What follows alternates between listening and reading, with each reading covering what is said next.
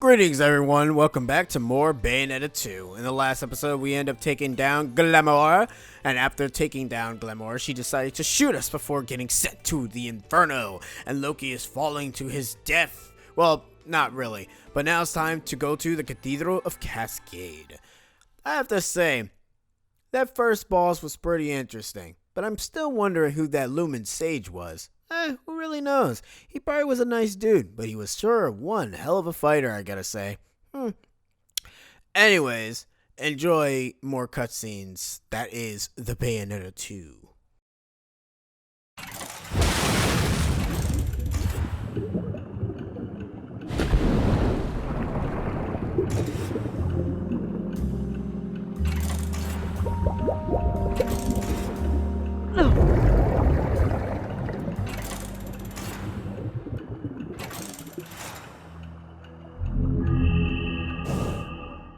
Thanks to Loki's kiss, you know, the thing that everybody wants to do with Bayonetta, kiss her. Am I right, guys? But anyways, apparently he allowed us to turn into some snake serpent thing to be able to swim freely. I don't really understand it.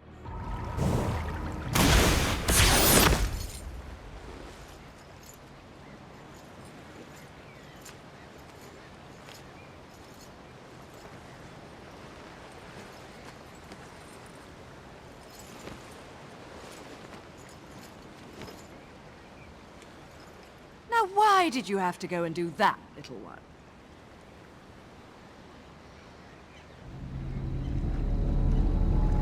Wake up!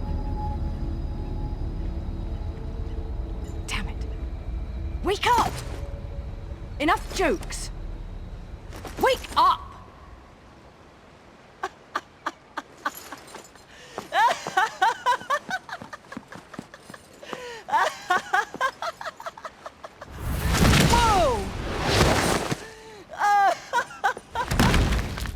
Come now, love. You can't let kids' jokes make you that mad. And what about you? Do you really think it's safe to play dead with someone who can make you dead? Men like to gamble, love. Risking everything for nothing. Seems about right. I know another little boy just like that. Sounds like my kind of guy. Maybe a bit of a pervert, though.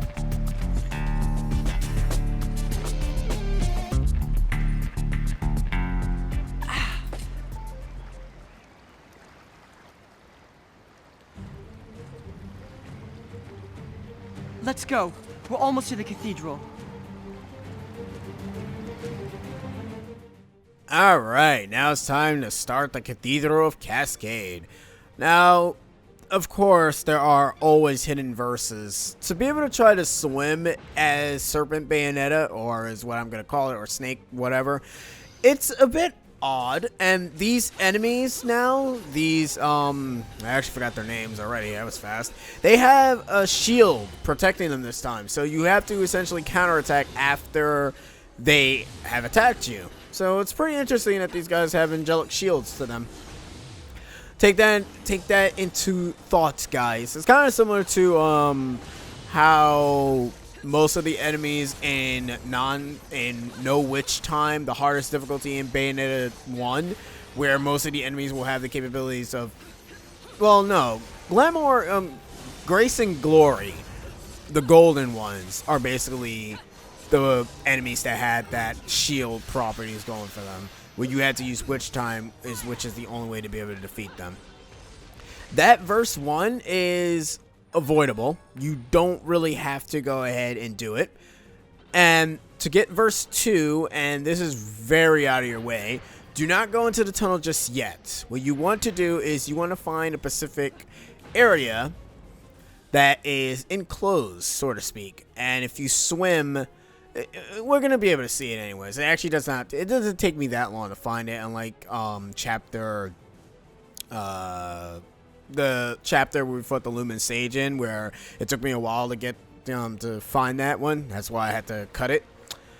So in this area right here, you notice the gate here, and I end up noticing that I see the methyl. I'm still gonna go with that, guys, because I cannot pronounce that portal for the life of me. But anyways, to really get to it, you go around this corner and then pop right back. And bada boom, that's how you get your verse number 2. I do have to say, going out of my way to find all these portals and also the hidden verses is actually quite fun. It ends up making me do a lot more than what I really thought. That's kind of one thing I like about LPs. You end up doing things that you never really do in actual games. But ever since I started playing new games, I start like seeing every single thing now. And this one is basically which time is deactivated. Nothing too difficult, in all honesty. I guess the only thing that could probably be a little bit of a pain to beat is the Entitle, Enchantress, the Thorough, whatever the hell his name is, because he still have the capabilities of deflecting your attacks unless you dodge him. But other than that, he's not that bad.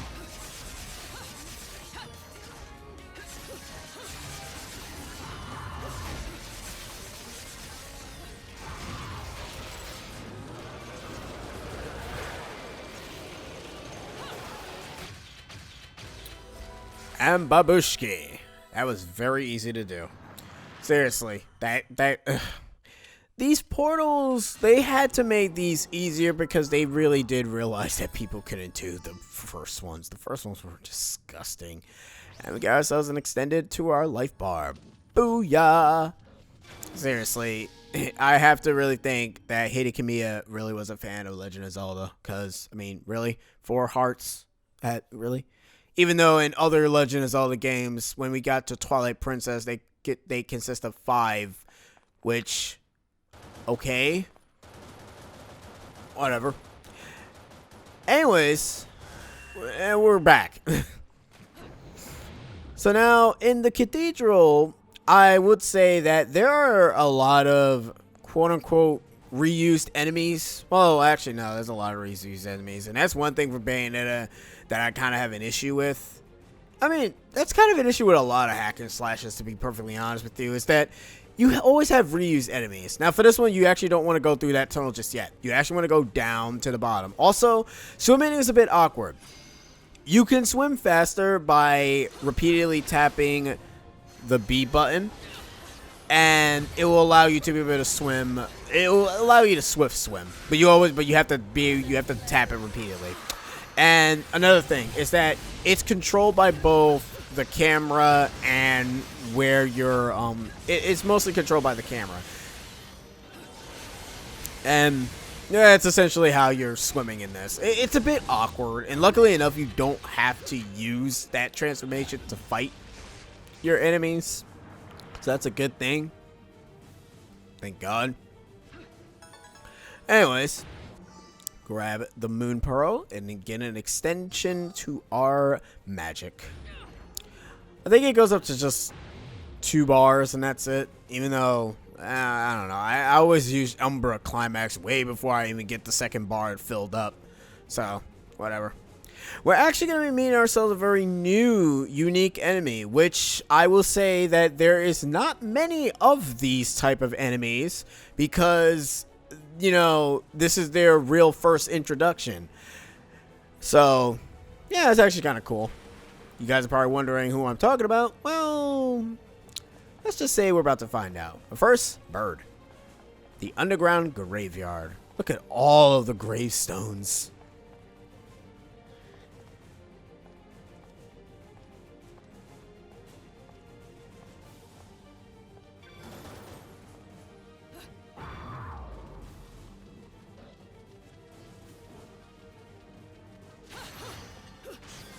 And yeah, I'm just essentially just going around everywhere just to be able to get everything because, I mean, you can pick up these items later on. It's not like they're lost, you know, unless you finish the chapter. But be sure to get this book. Okay, here's the thing. I am going to read all these things at the end of the game. Just so we have, like, flavor text. So you guys don't have to worry about anything. But anyways, I'm going to hush and you guys enjoy this magnificent cutscene / performance of Bayonetta.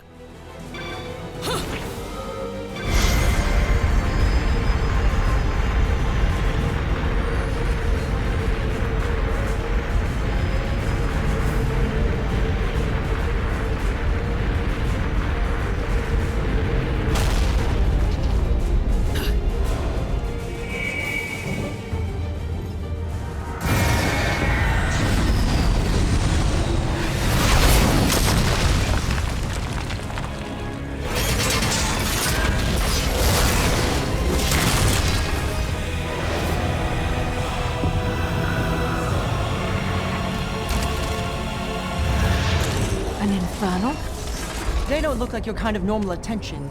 A friend, love? I think my friends and I might have had a falling out. Why would Infernals be after me? Something's up.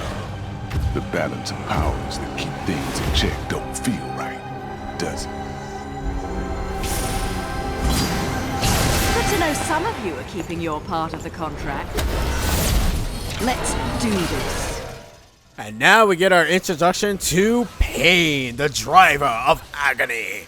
This is one of the few Infernos that's not Gamora, who was a boss, that we will be fighting. So yeah, look forward to that. There is not a lot of Inferno enemies. I will say that the Inferno enemies are much better designed than the angelic enemies, or the Paradiso enemies, I gotta say. It's very, very odd. I mean, you can tell they put a lot of detail, and you will see the lot of detail that they put in them. Funny enough, though, there is a reference in this from these guys in Bayonetta 2.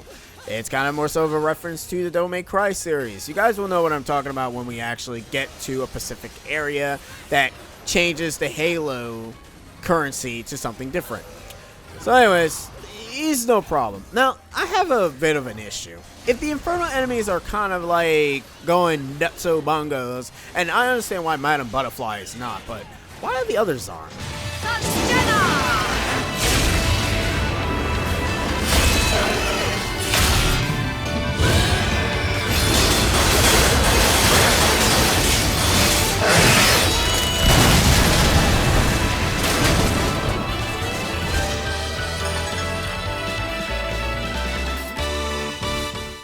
Booyah! And anyways, for some reason this place gets filled with water. I don't understand that. That doesn't even make any sense. Okay, now there are two verses here. There's one that's a portal, and then there's another one that's kind of very like, what the hell, kind of, and it's very weird. But anyways, I kind of go into the portal so I can get the LP that we got in the last two chapters. I mean, hey, why not? See, I actually thought when I used that in the loading screen, I thought I lost the weapon forever. I was like, oh. Another LP. No rest for the wicked. Even if I am jollier than the average demon. But no need to pity me. I was bored anyways. Be right back.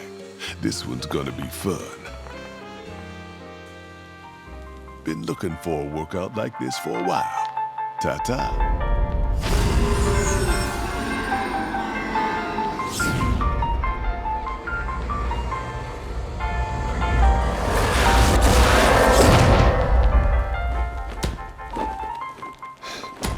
Done and done. I like it when they come quiet-like. Means they still have some fight left in them for the road ahead. He's all yours now, Bayonetta. And we got the Udine, or Udine, or whatever. Basically, we got two clubs, which are actually pretty interesting and unique. They're kind of like an ice and fire type of attack, where one staff shoots ice, depending on how the combo you do. And the other one does fire, which is pretty interesting. One does like damage over time when it's fire, and I don't know what the ice one does because I rarely execute it. When you're in Umbra Climax, Bayonetta summons she summons some snake like Hydra thing. We're actually gonna see that in the next chapter, so don't really worry too much about it. Anyways, I end up looking back. I was like, oh, I got the item back. That is very good. I like this Inferno weapon. I'm gonna call it the Wheel of Death because, I mean, Wheel of Death sounds stupid. Never mind. Ignore that. That's a very dumb name. Anyways, to be able to find the here, you essentially have to go through a particular entrance. And the trademark fragment of memories that somehow escaped from text too fast. First, get this treasure. The thing about the demon wheel blade things, you can actually stop it before you kick it all the way and destroy it completely. If you jump before you execute the entire attack completely, you can actually get it back. So you won't be able to lose it completely, which I've already said, like, how many times have I said completely already? Anyways, this is one of the few trials that's actually a bit of a pain in the ass in an upcoming one, a future one, I should say. In this one, you have to be sure to never hit the ground or fall at all. Keyword is never fall. You have a few platforms for this one, but I will say this now. There is one where you only have one platform, and they let you fight against a giant angel boss type enemy. And let's just say he can easily destroy the platform. Now here I'm trying to just switch items, but apparently I forgot what button it was.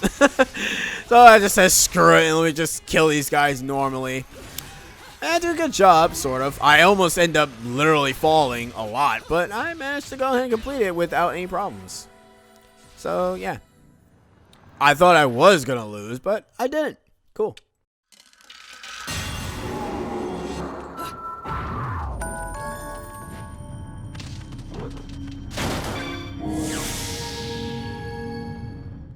Seriously, it's weird. Like, I'm doing these things for you guys because I don't know. I think not a lot of normal walkthroughs, they probably wouldn't even do these things. I mean, the only 100% I'm doing is showing everything, quote unquote. And welcome to the Grand Hall. But we actually want to dive right back into the water. And we want to go all the way down to the bottom. Once we go to the bottom, these enemies will appear. Yeah, I don't get it either. I don't know what will compel you to go back. I guess, like, seeing that the area is still open and not completely closed. I guess that would be one of your go-to methods, but to be perfectly honest, I wouldn't really even do that at all. I would just think that it's just there because you guys just didn't bother to program the gates to close. But, whatever. You only fight 3 of these guys because they just start to spam these guys quite a lot, but they're not difficult to face. You just wait for them to attack and then counterattack as proper. You can actually continuously attack them if you're good enough, but And our grade is Platinum. Pure Platinum, in fact. Pure Platinum is better than all other Platinums. For the next hidden verse, yeah, there are like a lot of hidden verses in this chapter. You want to head all the way back on the opposite side. That's away from the stairs. I'll pan the camera. There's stairs right there. And you want to go this direction. And here's your hidden verse. And I would say this is the last hidden verse in this area. So that's it. These enemies, these drill bird enemies, these guys are actually new. They have an interesting drill attack ability where at some point they will throw their drills at you upon, they can actually do it upon death, and we actually will be seeing that in one of the Mephilistus portals.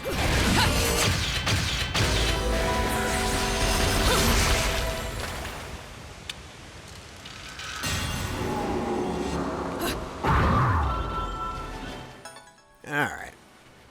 So we're doing good so far. We're getting like platinums all around. This is it. The bridge to the heavens should be right above us. Are you sure? Not really. Not really, huh? But you're right. This is it. Call it a woman's intuition.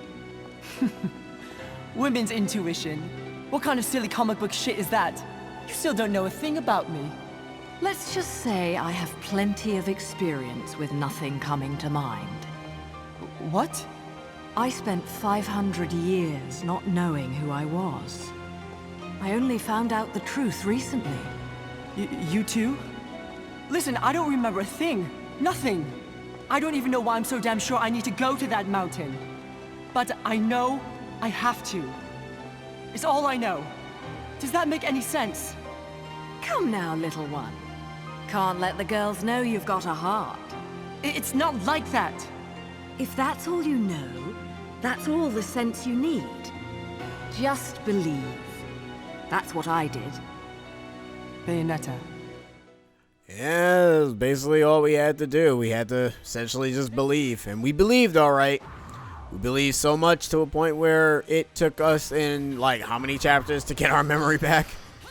But hey, you know, for someone who lost her memory, it's very odd that her fighting those bosses, that she remember how to even fight for 500 years of her forgetting her ability. I kind of want to know the backstory of that, to be honest. Like, with her not remembering anything, how did she relearn how to fight? Like, I can understand her not having the ability to change it to a panther, do the bath within, or using the whole walking on the ceiling thing when the moon is out trick. I can understand forgetting those, because those are basically powers that only the Umbra witches will know.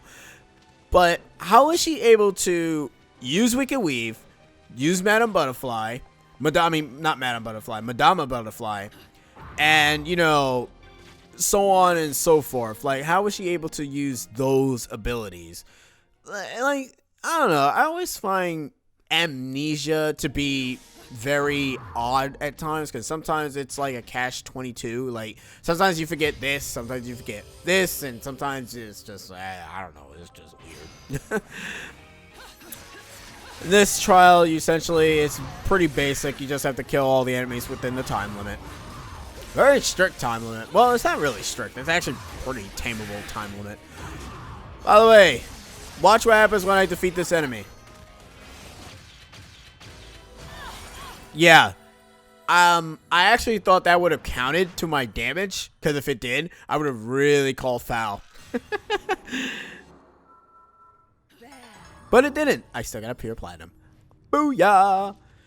Anyways, this is technically the quote-unquote end of this chapter, and I would say right here, the loading screen kind of held up, and I thought that the game froze. Well, not froze. I thought the game had like a bit of an error issue, because it got stuck in this loading screen for a very awfully long time. And I'm not sure if it's because there's rendering a lot of stuff in the level. Like, it was also rendering the bottom floor too, and around the entire area. So I was kind of wondering, like, did the game just stop? And it's like, okay, whatever.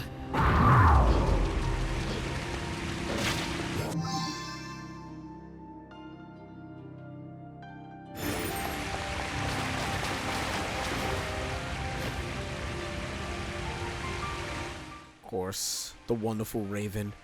Quote the Raven. Anyways, guys, in this episode here, we're gonna get a backstory to the story of Bayonetta 2. Enjoy.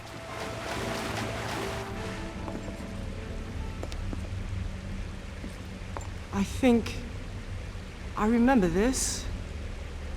Huh?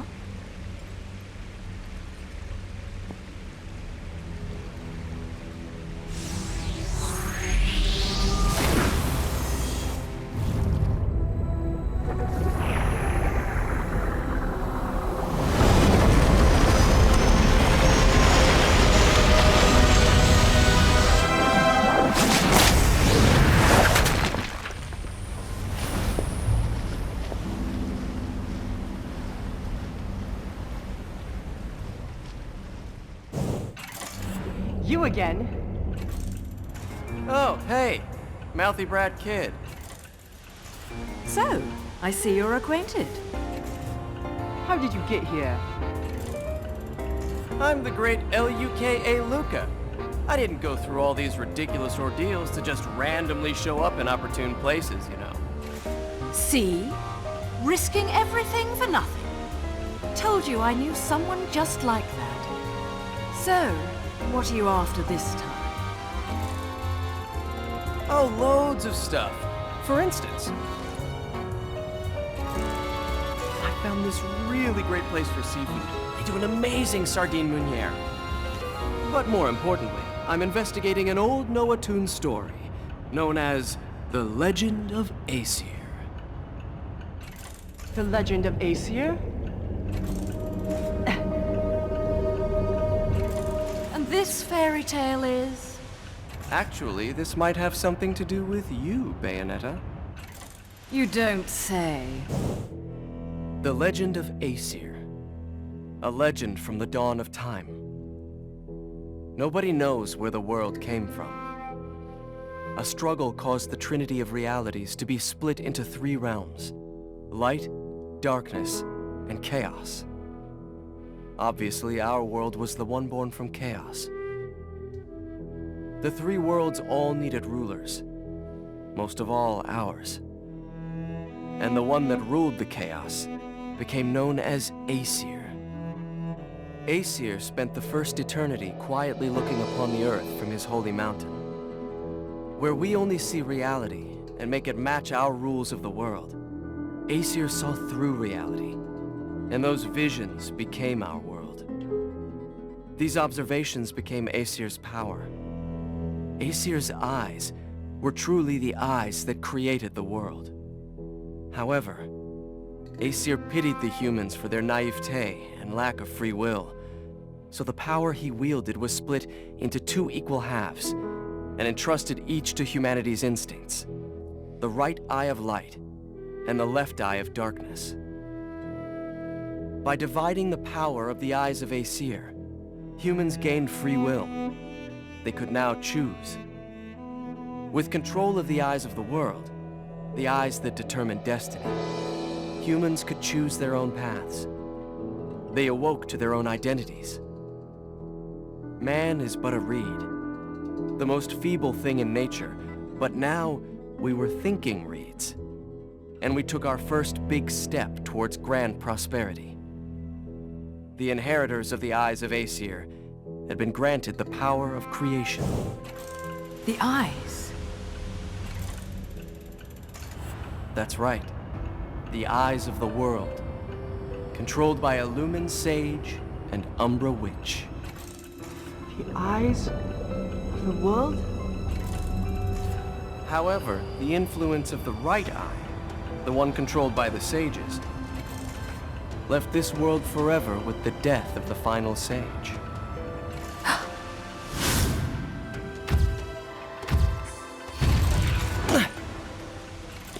Do the natural disasters that are occurring right now have something to do with the loss of the right eye? And what will happen to our planet? Those are the truths I'm after. And the truth will always be the truth. So if the truth is here, then so am I. And I think the key to that truth is that mountain, Fimbulventer. How do you find these things? I've done my homework. Would you expect anything less from the marvelous, magnificent, magnanimous Luca?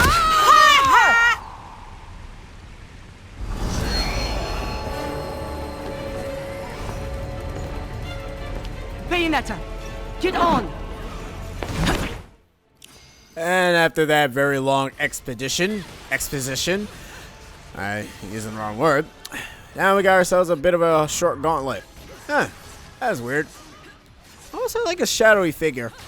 I guess it's just my mind playing tricks on me. Whatever. Anywho, in this section here, we're just fighting regular enemies. They're not really too bad. We've already fought these guys like how many times already? Like for 5 chapters right now.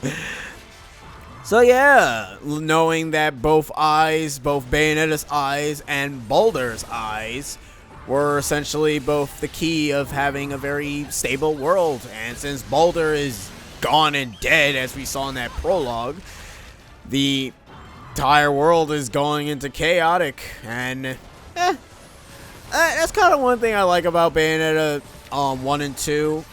Like, it does have a story. Like, you can ignore the story. Like, you don't have to pay attention to the story at all. By the way, this trick here, I never knew you could do that. So that's actually pretty cool. I didn't know that was a thing. It was actually pretty funny. But yeah, it's actually pretty cool to see story in a game that's only trying to be funny, action-packed, and hack and slash here and there. But I wonder who this Aesir guy is. And, you know, what was Boulder consuming? What was Boulder keeping inside him and making sure that it went with him? Whatever.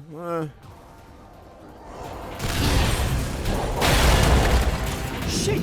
We're not going to make it.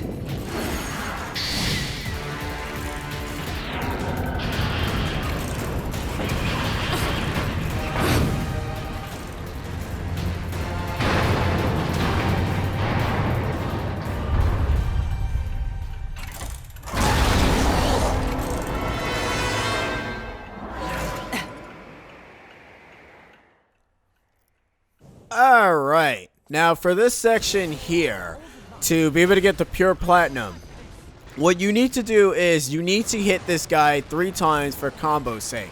And you also need to not get hit, of course. The time is very non-situational, to be honest, because you're on the rails at this point. Your goal is to just dodge him proper. At least I think that if you dodge him slow with the slow effect, you probably waste time. But if you hit him 3 times, you're guaranteed that I would want to say you're guaranteed the pure platinum. So just wait for your magic bar to go up and hit him with the last card, and bada boom, there you go, pure platinum.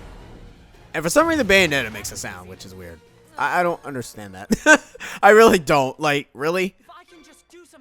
Anyways, let's reset all this, shall we?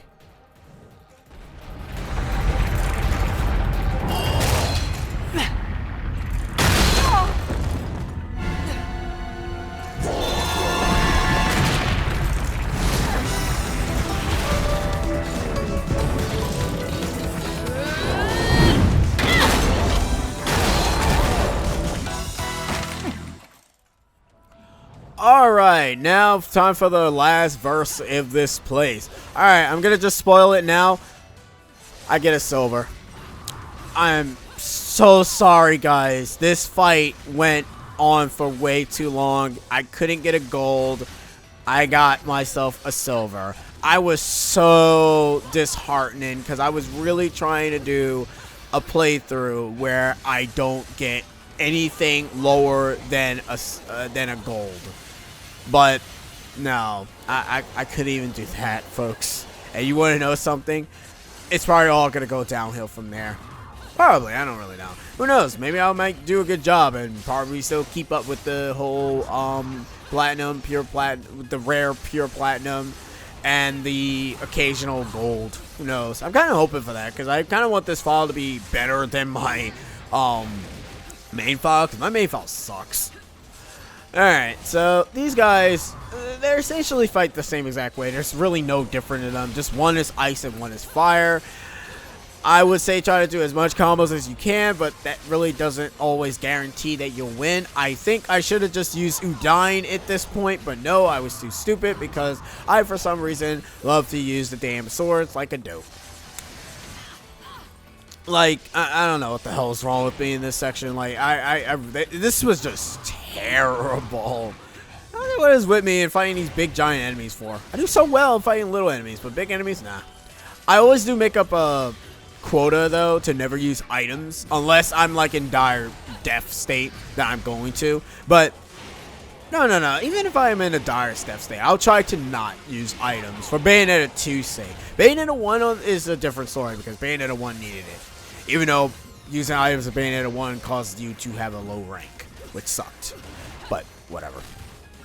You guys probably also noticed, and this is a long time for me to be announcing it now, but you notice that they don't have that shooting minigame anymore. You wanna know why? Because it was very dumb and it was a waste of time. And nobody did it. Silver.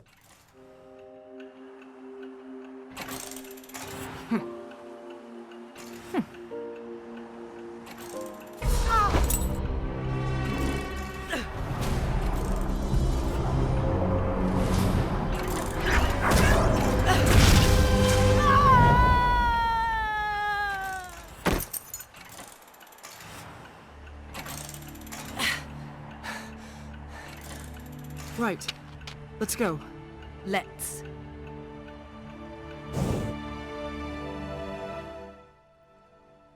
This kid keeps falling off roofs. I keep thinking that he's Spider-Man or something.